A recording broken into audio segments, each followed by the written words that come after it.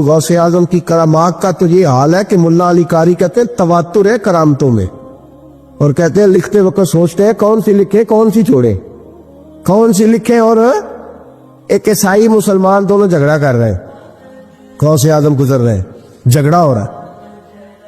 عیسائی مسلمان سے کہتا ہے ہمارے نبی عیسیٰ علیہ السلام نے مردے زندہ کیے، تمہارے نبی نے بھی کو کیا تو بتاؤ۔ مسلمان پڑھا ہوا نہیں تھا، حالانکہ نبی پاک نے بڑے مردے زندہ کیے، پڑھا نہیں تھا، بتا نہ سکا۔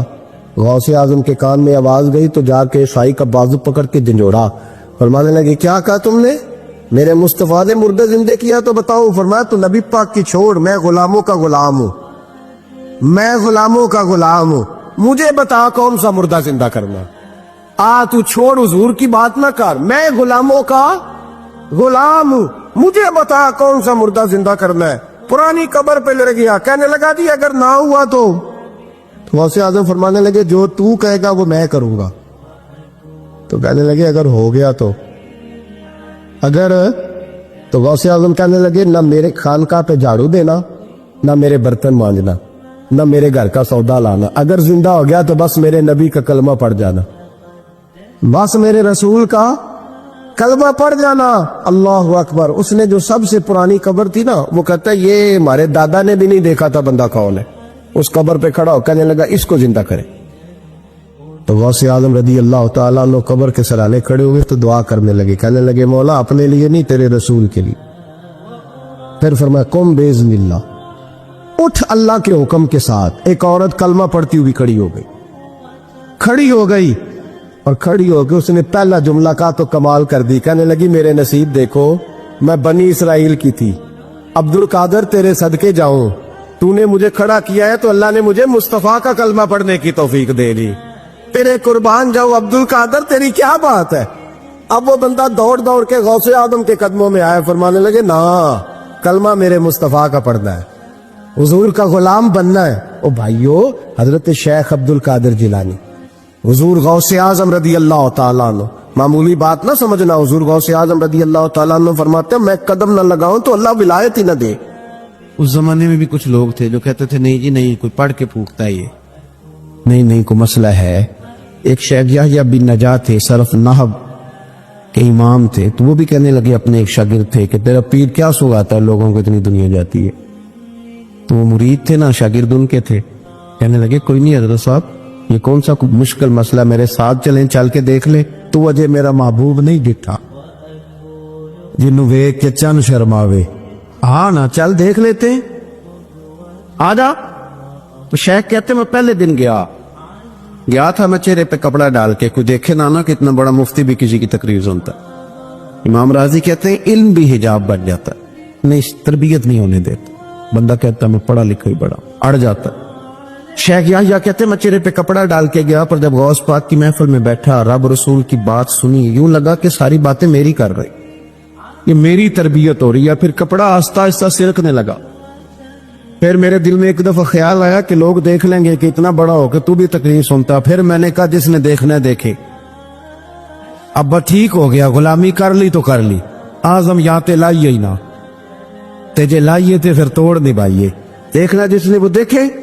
حضرت غوث اعظم رضی اللہ تعالیٰ عنہ کی محفل میں بیٹھا کرتے میں نے عجیب نظارہ دیکھا، غوث پاک کی تقریر ختم ہوئی تو ادھر سے 5 بندے کھڑے ہوئے، حضور چور تھے، اور آپ کی بات نے دل صاف کر دی، آج کے بعد پکی توبہ کرتے، محنت کر کے لوگوں کا مال بھی واپس کریں گے۔ پھر 10 ادھر سے کھڑے ہوئے، حضور بڑا لوگوں کو لوٹا ستایا، آبرو ریزی کی، آج ہم امیر ہو کے غریبوں کے پیر پکڑیں گے جا کے۔ 10 وہاں سے کھڑے ہوئے، حضور ہماری ماں روتی رہی پر ہم نے سنا نہیں، اور آپ کے قربان جائیں، جو آج آپ نے رنگ بھرا ہے نا، آج انشاءاللہ تب تک نہیں سوئیں گے جب تک اماں دعا نہ کر، جب تک راضی نہ ہو جائے۔ جب یہ رنگ دیکھا نا، شیخ یحییٰ کہتے ہیں میں تو پھر بدل گیا۔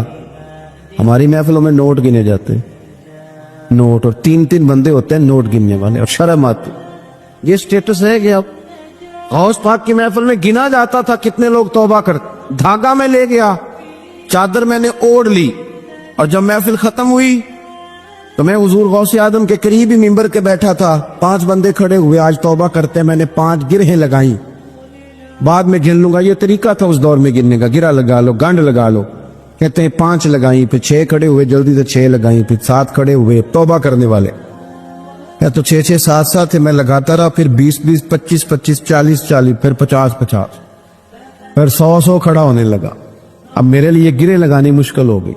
میں کبھی بندے گنوں، کبھی غوث پاک کو دیکھوں، کبھی دھاگا دیکھوں. جب میں پوری طرح الجھ گیا نا تو حضور غوث اعظم نے کرم کی نظر ڈالی اور فرمانے لگے یار تو نے عجیب کام شروع کیا ہے. میں دلوں کی گرے کھولتا جاتا ہوں، تو لگاتا جاتا ہے. میں یہاں گرے کھول رہا ہوں اور تو لگا رہا ہے. اور پھر بھی اپنی کرامت نہیں بنائی.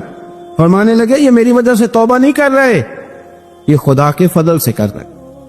اور فرمایا یا خدا کا فضل گنا نہیں جا سکتا، وہ شمار نہیں کیا جا سکتا. 5000 یہودی اور عیسائی.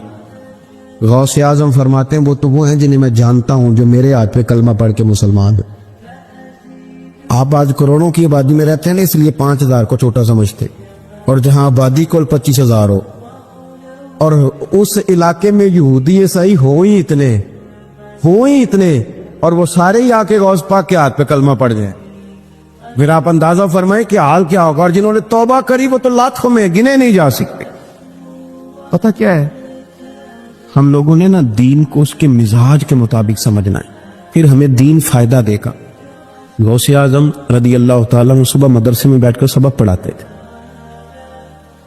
اسباق بھی پڑھاتے تھے، بچوں کو سبق دیتے تھے. اور باقاعدہ سبق جو کتاب و سنت کے ہمارے مدارس میں مروجہ اسباق ہیں وہ پڑھایا کرتے. اور صبح کے وقت تفسیر کا درس دیتے تھے، عصر کے بعد فقہ پڑھاتے تھے. آپ یہ دیکھو یار، ایک بات اچھی طرح سمجھنا، ایک صوفی صاحب تربیت کر رہے ہیں اپنے لفظوں کے ساتھ، اس تربیت میں زیادہ اثر ہوگا کہ اگر وہ قرآن پاک کی آیت پڑھ کے تربیت کرے گے تو اس میں زیادہ اثر ہوگا. لوگ سمجھتے نہیں بات کو، کہتے ہیں کہ وہ حضرت کی باتیں سن کے آئے ہوں. او بھائی، حضرت اگر درس قرآن دیں گے تو وہ نکلے گا حضرت کے منہ سے، پر پیغام اللہ رسول کا ہوگا. وہ تربیت اس رنگ میں کریں. اگر وہ درس حدیث دیں گے تو وہ سمجھائیں گے ہمیں ہی، اور پیچھے جو بات ہوگی وہ مدینے والے رسول کی ہوگی. یہ ہمارے بزرگوں نے، اس کو آپ سمجھ لیں کہ تربیت قرآن و سنت ہے. ہم اللہ والے کے پاس جب جاتے ہیں تو وہ ہمیں ہماری سوچ کے مطابق قرآن و سنت کی، ہماری عقل کے مطابق تشریح کر کے ہمارے دل میں اتار دیتا ہے. اتنا سا مسئلہ ہے. اب غوث پاک سبق بھی پڑھاتے، درس بھی دیتے، ہفتے میں 3 تقریریں کرتے، اتوار والے دن صبح، جمعے والے دن صبح اور منگل والے دن رات کو 3 تقریریں. یہ جو مقصد ہوتا ہے نا، مقصد یہ بڑے امتحان لیتا ہے. غوث پاک کا زمانہ، فقدان سہولیات کا، اور مقصد کی لگن یہ کہ 70,000 بندہ آ گیا تقریر سننے، اور یہ کہ لوگ آئے ہیں مہینوں کا سفر کر کے، کوئی گھوڑے پہ، کوئی اونٹ پہ، کوئی خچر پہ، کہ غوث پاک سے بات سنیں گے، اللہ دل صاف کرے گا. تقریر بھی تیار تھی اور اپنے بیٹے کا جنازہ بھی تیار تھا. یہ سونا ہی میرے دکھ وچ راسی.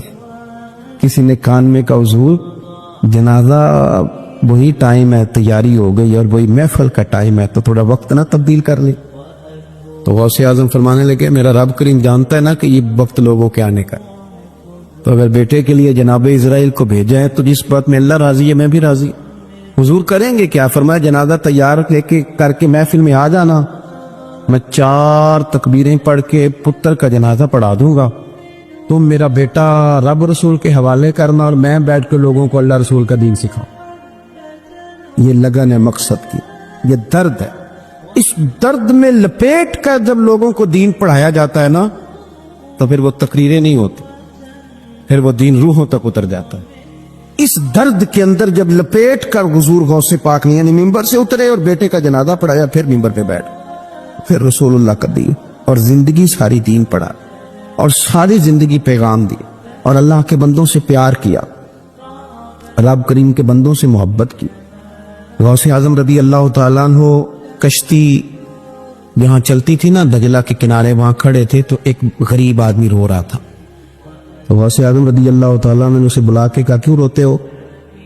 کہنے لگا حضور غریبی مستقل رونے والا مضمون ہے، یہ موضوع ہی رونے والا ہے. سب روگاں دا روگ محمد جس دا نام غریبی، کنڈ ولا کے لنگ جان دینی دوست یار قریبی. یہ عنوان ہی رونے والا. میں کیا کروں؟ فرمایا کیا ہوا؟ عرض کی حضور غریب ہوں، کرایہ کوئی نہیں تھا، بیٹھ کے آؤں. کشتی پہ ملا مجھے جانتا ہے، میرے محلے کا ہے. میں نے اسے کہا پیسے بعد میں لے لینا، مجھے سفر کرا دے. لیکن اس نے کہا میں نے مفت خوروں کے لیے کشتی نہیں بنائی. نیچے اتار دیا. حضور چلو نہ لے جاتا بات الگ تھی، لیکن سارے محلے داروں میں جو میری ذلت ہوئی وہ مجھے بڑی تکلیف کر گئی. غوث پاک نے خالی تسلی نہیں دی، میری تھپکی نہیں دی. گھر گئے، 100 دینار لائے، ملاح کو بلایا، اس کو 100 دینار تھما کے فرمانے لگے آج کے بعد جو غریب آئے نا اسے رسوا نہ کرنا، اسے عبد القادر جیلانی کے کرائے پہ سفر کرا دے. اسے عبد القادر جیلانی کے کرائے پہ سفر کرانا، یہ کرایا، اور جب ختم ہوگا تو پیسے اور بھی دوں گا. لوگوں سے پیار کیا، اللہ کے بندوں سے محبت فرمایا، آنے والوں کا خیال رکھ. اب ایک مسئلہ ہے بدگمانیوں کا، اس کا علاج کوئی نہیں. بدگمانیوں کا کوئی علاج نہیں. کچھ لوگوں کو اس دور میں بھی بدگمانیاں تھیں کہ دیکھو اتنے سارے جناب تحفے تحائف اور فلانی شہر، لوگوں کو تحفے آتے نظر آتے ہیں، واپس جاتے نظر نہیں آتے. لوگوں کو آتے نظر آتے ہیں پر واپس جاتے نظر، بڑا بڑا مسئلہ ہوتا ہے. آپ کو ہر چیز کا حساب کتاب دینا پڑتا ہے اور آپ بڑی مشکل میں آ جاتے. غوث پاک نے نا 100 گھوڑے، ملا علی قاری نے لکھا 100 گھوڑے غوث پاک نے اکٹھے خرید لیے. خریدے بھی ذرا عربی نسل کے. ترجمہ کرا اج تک کی بنتا ہے اس گل دا، یعنی 1.25 کروڑ والی پجارو تے وہ بھی 100. بڑی مشکل میں نہیں آ جاتے دیکھنے والے. دسو مولوی صاحب دا کی کام ہے؟ اینیاں گڈیاں وہ کٹھیاں وہ ہے گل. تو غوث پاک نے 100 گھوڑے کٹھے ہی. یہاں ایک روایت ہے کہ 50 گھوڑے عربی نسل کے مہنگے. اس دور میں وہی عربی نسل کے گھوڑے کمانا وہی تھا جو آج آپ کے ہاں نا لینڈ کروزر کمانا. ایک غوث پاک کا مرید تھا تو ایک شخص سے کہنے لگا چل میں تجھے اپنے پیر صاحب سے ملا کے لاؤں. ملا علی قاری نے اس کو لکھا ہے تو وہ کہنے لگے میں نہیں جاتا پیروں کے پاس. اس نے کہا چل تو صحیح. وہ لے آیا. پہلے دن داخل ہوئے تو غوث پاک کے استبل میں 50 گھوڑے بندھے ہوئے. پہلا ہی شکوا، کہنے لگا یار غصہ نہ کرنا. یہی ہوتی ہے نا باتیں، اسرائیل بھی یہی ہوتی، غصہ نہ کرنا. ویسے ایک گھوڑے سے بھی کام چل ہی سکتا ہے. آپ کو پتہ ہے نا بڑا بڑا لوگوں کو یاد آتا ہے غریبوں کی بچیاں اور فلانی شے اور غریب اور یہ بڑی بڑی چیزیں یاد آ، اس کو بھی یاد آ. غصہ نہ کرنا. میں اب اس بیچارے کے پاس جواب بھی کوئی نہیں تھا کہ حضرت صاحب بات تو ٹھیک ہی ہے، لیکن جب آپ کسی کے ہاتھ پہ بیعت کر لیتے ہیں نا پھر آپ کا ان کہانیوں میں الجھنا بنتا نہیں. پھر آگے تو باتیں پہلے کی تھی نا، سوچتے پہلے تو بات ہو گئی، اب تو عمل کرنا ہے. تو ہوتے ہیں کچھ کچے بندے بھی جو سارے دن سیدھے سیدھے ہونے میں ٹائم گزار دیتے، اور جب تک پکے ہوتے ہیں تب تک کام ہی کھڑا ختم ہو جاتا ہے. غوث پاک کا وہ مرید کہنے لگا یار بات تو تیری ٹھیک ہے پر چلو میں پتہ کروں گا 50 کیوں ہیں. آئے ملے، لیکن وہ روز تنگ کرتا وہ بندہ. پھر پوچھا پیر صاحب سے 50 گھوڑے کیوں رکھے ہیں؟ پھر پوچھا پیر صاحب سے. یہ اس شخص نے لکھا ہے جنہوں نے مشکات کی شرح بھی لکھی ہے. میں صوفی درویش کی بات نہیں کر رہا، ایک محدث کی بات کر رہا ہوں جنہوں نے بات لکھی ہے. فرمانے لگے وہی بندہ اعتراض کرنے والا بیمار ہو گیا، جگر میں کوئی ایسی تکلیف ہوئی کہ بغداد کے سب سے بڑے طبیب نے کہا کہ تیرا علاج صرف ایک صورت میں ممکن ہے کہ عربی نسل کا گھوڑا ہو، اسے ذبح کریں گے، اس کا جگر نکالیں، وہ تجھے کھلائیں گے دوائی میں، اور 50 گھوڑے ہوں گے تو ٹھیک ہوگا. اب مسئلہ جب یہاں تک پہنچ گیا تو مرتا کیا نہ کرتا. پھر اپنے اسنگی سے کہنے لگا چل پیر صاحب کے پاس. انہوں نے کہا میں نہیں ہوں جانا. اس نے کہا نہیں تیری مہربانی، تو کوئی کسی اور چیز پہ بھی تو اللہ کا واسطہ. وہ مانیں گے نہیں. اس نے کہا پیر پکڑوں گا، میں منت کروں گا، میں خدا رسول کے واسطے دوں، ایک دفعہ چل ورنہ مر جاؤں. مرنے والا بندہ کیا کرے جب موت سامنے نظر آئے. تو گیا غوث پاک کے پاس اور کہتا سارے رستے سوچتا گیا کہ پیروں پہ سر رکھوں گا، پگڑی اتاروں گا، یہ کروں گا، منت کروں گا، ماں کی بات سناؤں گا، اپنی بہنوں کا واسطہ دوں گا، بڑا کچھ کروں گا، حضور اس کے صدقے مان جائیں، چھوٹے بچوں کی بات سن. سارے رستے تیاری کرتا گیا. لیکن جب غوث پاک جیلانی کی ڈیوڑی میں قدم رکھا تو شیخ عبد القادر جیلانی دیکھ کے مسکرائے.